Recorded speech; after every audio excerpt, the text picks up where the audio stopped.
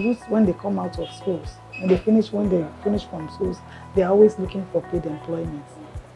But we want to, at least not to place too much emphasis on academic qualifications.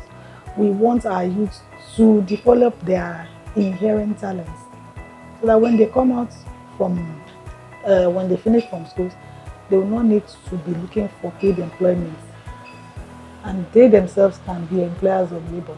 I think it's the opportunity to challenge an existing discussion on the school-to-work transition system, and also to chart a new path forward that enables, young people not to be shortchanged again in the labor market. So I think that's what this competency-based toolkit does. We believe so much on certificates rather than on competency. And that is the reason why the federal government has come up with a national skill vocational qualification framework.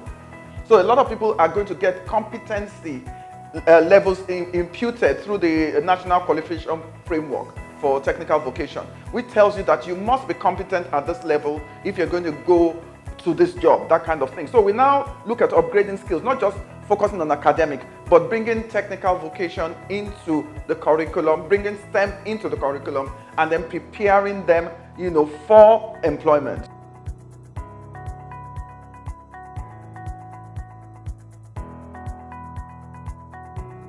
The learning outcomes, one is that we have to restructure our educational curriculum. And two, we have also to place so much emphasis on learning entrepreneurial skills right from the basics in school.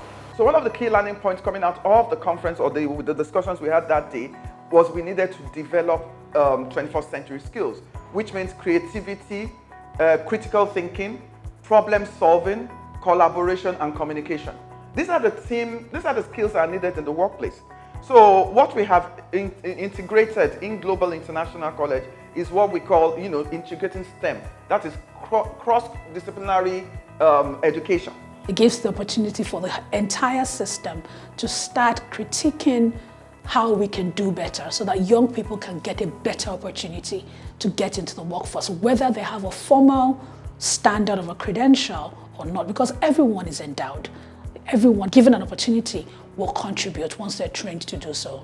I think what we need in Nigeria is we need to reorientate ourselves, especially on skill development. In a nation like Nigeria, where there's so many problems, what we should rig our schooling system and our supply side to do is let's have more problem solvers. Whether someone exits at secondary school, it should not sentence them to a life of mediocrity. They should be able to earn. And this kind of toolkit allows us to show firms how to do things differently. What got us here is not going to take us forward. And we must all engage to find a way to shift the lever and do the most that we can for the youth of this nation.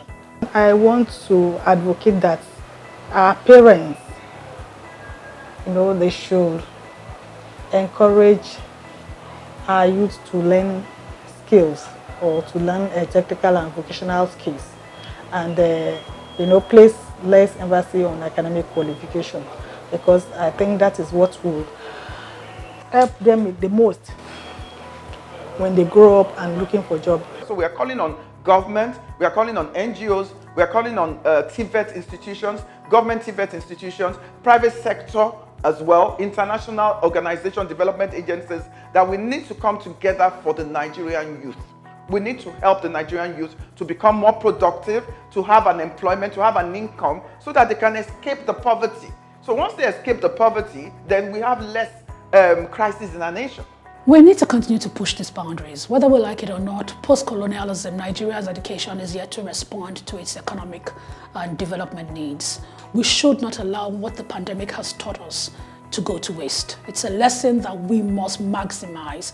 And I dare say that it's an opportunity for us to realize that we cannot afford to mortgage our legacy. We must bequeath to this system a school-to-work transition system that at the competency level, a young person should not be disadvantaged.